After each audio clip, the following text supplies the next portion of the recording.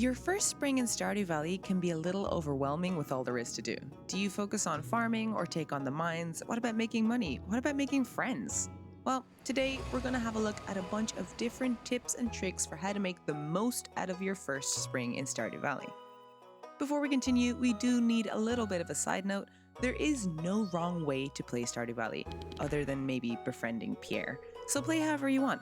This video is designed as a guide to all of the different things that you can do during your first spring to make your life easier or get a little head start on the year.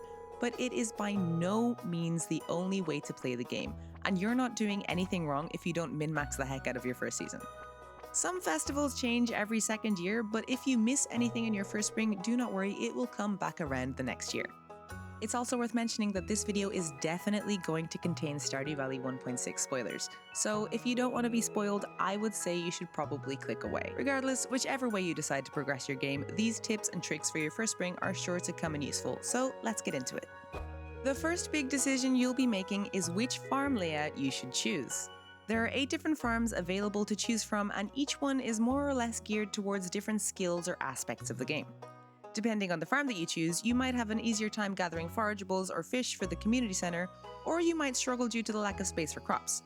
You might even mistakenly choose the farm that spawns monsters at night for your first ever farm and think that your game is bugged, so you restart it and choose the same farm because you like the layout, but then the monsters spawn again, so you just don't play the game for a year and then realize your stupid mistake and go on to play like 1,000 hours of the game.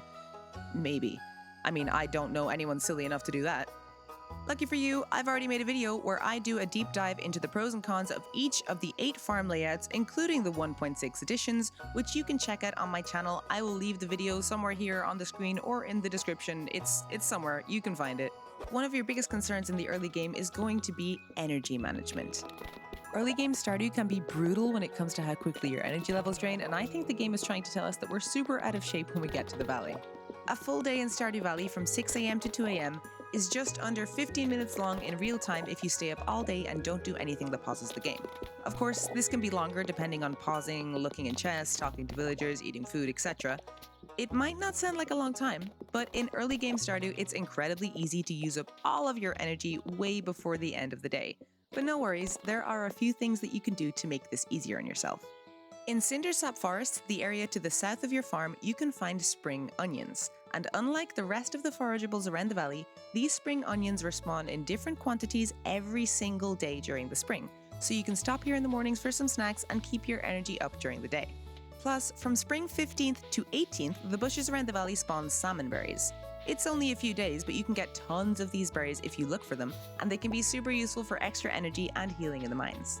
Aside from this, you can find the usual spring forageables around the valley, but keep in mind that they accumulate during the week and reset when you sleep on Saturday. So if you haven't done your weekly foraging by Saturday, anything that you missed will be gone. It's also worth noting that if you pass out due to exhaustion or at 2 AM when the day ends, you will receive a penalty to your energy the next day, and you will be billed 10% of your total gold up to 1,000 gold. However, if you level up a skill during the day, you can pass out without the energy penalty. This can be handy to keep in mind if you want to make the most out of a fishing day, for example. If you manage your money and pass out after leveling up in the same day with very little in the bank, which is pretty easy at the start of the game, let's be honest, there's practically no downsides to staying awake until 2 AM. Next up, we have inventory management. When you start your farm, you only have 12 inventory slots. Considering that you'll be bringing some tools around with you at all times, this isn't really ideal. Until you can make enough money to upgrade your bag to a bigger one, or even if you have the upgrades on your little loot goblin like me, you can always craft and place chests around the valley in convenient spots. You can slap a chest down near your preferred fishing spot, and when you start to fill up, just empty your inventory out and keep going. Likewise, you can place a chest at the exit of the mines and deposit whatever you need. You can even put a couple of furnaces here to speed up the smelting process while you explore the mines, stopping to refill them when you reach an elevator. If you wanted to, you could put a chest outside of Clint's and store some bars in there so that you never get there right before he closes and realize that you don't have what you need to upgrade your tool. I am totally not speaking from experience here. Next, I want to talk a little bit about fishing. I know that there is a big divide in the community between people that love to fish and people that hate it, and if you fall into the latter category, I feel you. I used to hate fishing in Stardew too. You start with such a small bar and all of the fish are insanely hard to catch, and it just drove me insane. But then I discovered the training rod. When Willy first gives you the fishing rod on day 2, what you should do is instantly trash it and buy a training rod for 25 gold instead. The training rod will make your life so much easier. While it can only catch normal quality basic fish and it can't hold bait or tackles, it makes the fishing bar as big as if you were already level 5 fishing. It slows down the progress bar depletion the same amount as a trap bobber, and it has a 10% higher spawn rate for fish. You might be thinking that normal quality basic fish don't sell for much, and you're not wrong, but this rod makes it much easier to execute perfect catches, which give 2.4 times as much experience as normal catches. By using this rod, you can easily go from levels 1 to 5 fishing in just a few in-game days, and you can afford to buy yourself a fiberglass rod and some bait starting at level 2 for better fishing. Once I started doing this on my playthroughs, fishing became a lot more bearable and started making me some very good money during the early days of the game, especially if you manage to show restraint and wait until level 5 to sell most of your fish. If you choose the fisher profession at level 5, your fish will be worth 25% more. In fact, since the recent 1.6 update, you can now buy a fish smoker recipe from Willy for 10,000 gold, and it costs 1 sea jelly, 1 river jelly, 1 cave jelly, and some hardwood to make. Fish smokers double the price of your fish, and this price stacks later on with your chosen professions, such as angler and artisan, eventually making for almost 3 times the sell price. If you choose to play on the river farm, you actually start with one of these bad boys for free, which is massive for those looking to make a lot of money early on. Another decision that you will have to make at some stage is whether to do the community center or to sign up to Joja Mart. These are basically the 2 ways to advance the story of the game and unlock access to new areas. The community center involves collecting and donating many different items over the course of the game to unlock upgrades for the town and your farm, while Joja Mart simply allows you to buy these upgrades for the price of some gold and maybe your soul. If you'd like to know more about the differences between choosing Joja Mart and choosing the community center, I also happen to have a video on that exact subject, which should be somewhere on the screen right about now or somewhere below in the description. Moving on, let's talk about relationships. Relationships in Stardew Valley work on a hidden point system. You get points for talking to villagers every day, choosing certain answers in specific cutscenes, and giving them gifts. More points for loved and liked gifts, and points deducted for disliked gifts. You also get a big multiplier for gifts given on villagers' birthdays, which you can check at the calendar outside of Pierre's, and you'll lose a very small amount of friendship over time with villagers that you don't talk to. So if you're invested in befriending everyone, make sure to make some time for chit-chat when you see them.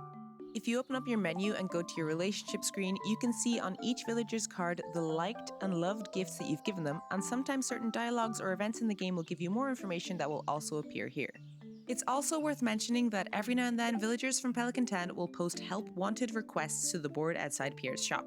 Now, I've seen a lot of new players stress over these quests, and some of them even stop playing the game because of the perceived pressure, because they usually ask for some pretty specific items and they're time sensitive.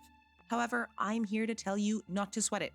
None of these help wanted quests give you unique items. They're mainly designed for quick friendship boosts and easy money if you have the time for the request, but they're not essential. Since the Stardew Valley 1.6 update, you can also get prize tickets as rewards for these requests, which are slightly more enticing as they can unlock unique items, but failing to complete one of these quests or ignoring it altogether if you don't feel like it won't cause you to miss out on anything other than the prize ticket from the reward, but you can still get them later on. Think of these requests as something extra to do around the valley if you have the time or if you're invested in friendships or need a little extra money. Speaking of extra money, a choice that you might have to make during your first spring is what to put in the cave on your farm. Once you have made a total of 25,000 gold, Demetrius will stop by and ask if you want to repurpose the old cave on your farm for either fruit bats or to house mushrooms. There's an argument to be made for each of these caves as they both have their own benefits. The fruit bat cave gives you a slow but steady supply of fruit, even out of their respective seasons, such as foraged berries and fruit from trees. This is useful for various reasons. You can complete certain bundles in the community center much earlier without having to buy fruit tree saplings and wait for them to grow, and tree fruit are universally liked gifts. Plus, you can turn the fruit into artisan goods down the road as you advance the game. On the other hand, the mushroom cave produces, you guessed it, mushrooms. While it might not sound as useful as the other cave initially, depending on your playstyle, it might even be better. Certain types of mushrooms can be hard to get, and this cave has a chance to spawn mushrooms specific to the mines. It's also more reliable and productive than the fruit cave, as these 6 mushroom boxes respawn shrooms every 2 days if emptied, whereas the fruit bat cave works more on chance and percentages to decide if fruit spawns or not. You can also use 4 of the 5 types of mushroom that spawn here to make yourself some life elixirs if you like to frequent the mines, and after the 1.6 update, the mushroom cave comes with a free dehydrator.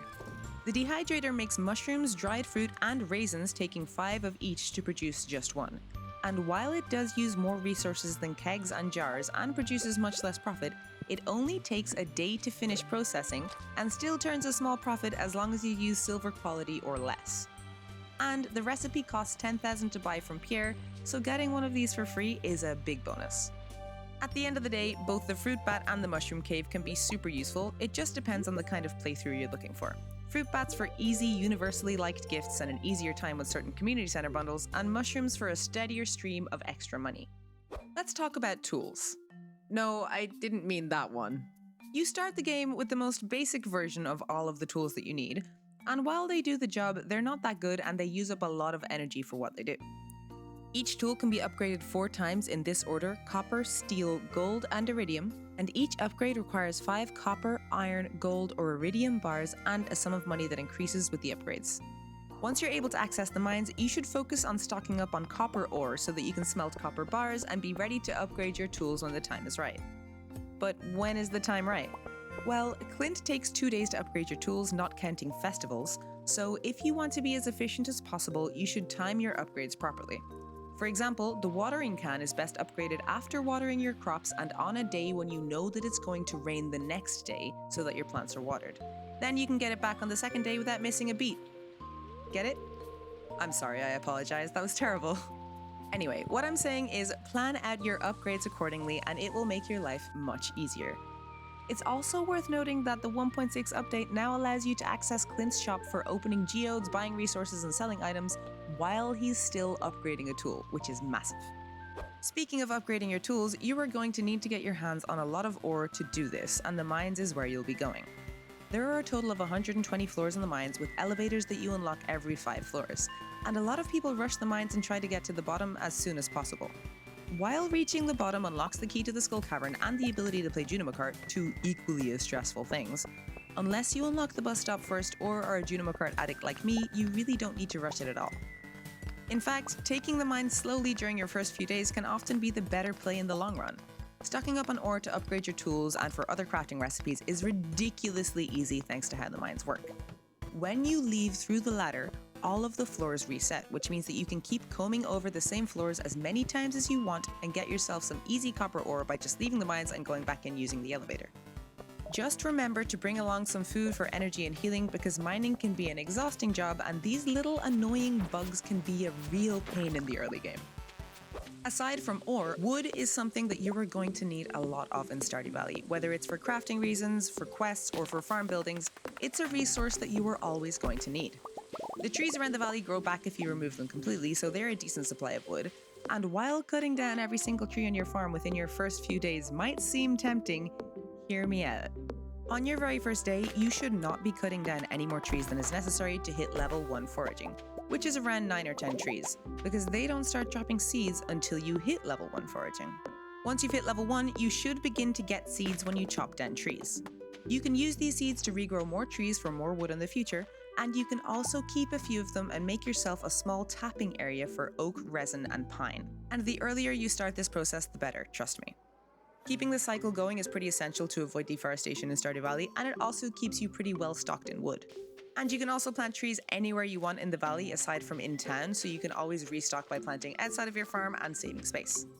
This next one isn't as much a tip as it is a reminder. There are 2 festivals during your first spring, the Egg Festival and the Flower Dance, unless you manage to unlock the bus before Spring 15th, in which case you will also have access to the Desert Festival. The Egg Festival is on the 13th, and it is one of the only places that you can buy strawberry seeds, the most profitable spring crop. However, they take 8 days to grow, and then keep producing every 4 days after that, so you'll only get 2 harvests out of them by the time summer rolls around, and they take some time to make money. If you're patient and don't mind the wait, strawberry seeds can be a nice extra flow of cash towards the end of the month, and each seed costs 100 gold, so make sure to save up before the Egg Festival if you want to buy some. Also, if you beat Abigail at the egg hunt for the first time, you'll get a cute straw hat for your troubles. The next festival is the flower dance on the 24th, and there's nothing too fancy here, some decorations at Pierre's stand, and the chance to dance with the bachelor or bachelorette. However, you need 4 hearts with them or they will reject your offer. 4 hearts with any villager before Spring 24th is almost impossible, but it is doable if you are super invested. If you talk to them every single day and you manage to complete a help wanted request for them from Pierre's board, gift them a lot of high quality liked items or loved items, you might just get there. For example, Haley and Shane are easier to get to 4 hearts because they have birthdays before the dance, and birthday gifts get a whopping 8 times multiplier. If dancing with someone at the flower dance is your main objective, it will be a bit of a grind, so keep in mind that it will take a lot of time from your other day-to-day activities. This next festival isn't really a festival, it's more of a hidden event that was added in 1.6. On Spring 17th, if you go to this area in Cindersap Forest south of your farm, you can find a pot of gold at the end of a rainbow. It's St. Patrick's Day. Interacting with the pot of gold will give you 200 gold and a leprechaun hat. Fun fact about this event is that it happens every single year, and the amount of gold that you can get increases by 25 gold per year until year 93, when it caps at 2,500 gold. Another event added in 1.6 that you'll have to keep your eyes peeled for is the bookseller. The bookseller visits town on 2 days of every season, and you can check which days he's going to be visiting on the calendar outside of Pierre's to plan ahead and make sure that you have some money set aside for that day. He sells books that give you experience in different skills, books that increase your speed, books that let you see the sell price of your items, and a bunch more, so be sure to plan ahead and check him out whenever he's visiting. Speaking of planning ahead, let's talk about perfection. Perfection is Stardew Valley's version of completion, and it involves a long list of requirements such as shipping every crop, cooking every recipe, crafting every item, maxing out friendship with every single villager, and more. However, there is another way to obtain perfection. Much later on in the game, you will unlock access to a shady salesman added in 1.6 who can sell you perfection slips for those that have the cash to spare. If you're not committed to doing a true perfection run, I say this in quotations because play the game however you want, perfection is perfection, and if you have buckets of cash in the late game, you really don't need to worry quite as much about working towards perfection from the get-go. And last but not least, here are some random tips that didn't really fit into any other category, so I decided to just put them here at the end of the video. You can use this button here to check community center bundles even when you're not in the community center, and it will do a little wiggle when you hover over something in your inventory that belongs in a bundle. Turning the advanced crafting option on allows you to see how many of a certain item you've crafted plus how many you can craft with what's in your inventory. We mentioned it briefly before, but getting an early oak resin farm going means that you can craft kegs much easier in the late game, and while 1.6 has introduced new money-making methods, mass-producing wine from kegs is still one of the best ways to make bank. Learn how to hoard. I know it may be tempting to sell everything that you get your hands on to make money, but try and keep at least one of every item you find. You never know when you might need it. And last, but definitely not least, do not be afraid to use the wiki. Stardew Valley is a deceivingly deep game with a lot to remember and keep track of. And if I weren't looking stuff up on the wiki, I probably would have gotten very frustrated with the game very early on. I even used it to double check information for this video. Use the wiki if you need to, there is zero shame in it. And while I'm at it, a massive shout out and thank you to the people that maintain and update the wiki. Y'all are the true MVPs, without you, we would all be lost. And there you have it, some of my most useful tips and tricks for getting a good start to your first year in the Valley. Make sure to check out my videos on farm layouts and the community center versus Joja Mart in the description below for the complete Stardew Valley starter guide. Let me know in the comments below what other Stardew guides you would like to see, and I will make it happen. Also, if you've watched this far, please consider subscribing, liking, and commenting to support the channel. Thank you all so much for your constant support. Not to get too cringy, but this is kind of like, a little bit of a dream of mine, and it wouldn't be possible without you all, so thank you so much. I will see you all in the next video. Bye!